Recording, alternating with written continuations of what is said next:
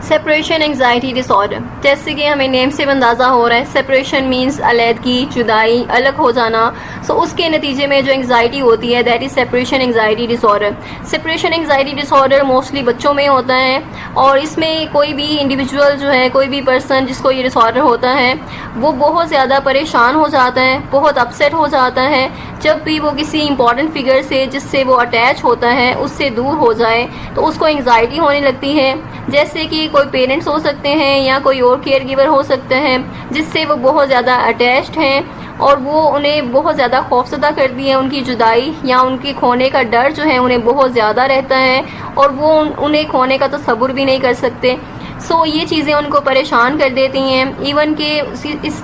जो जिन बच्चों को ये डिसऑर्डर होता है वो स्कूल भी नहीं जाते, स्कूल जाने से डरते हैं कि वो उनसे ज़्यादा अलग ना हो जाएं, सेपरेट ना हो जाएं पेरेंट्स से, या फिर वो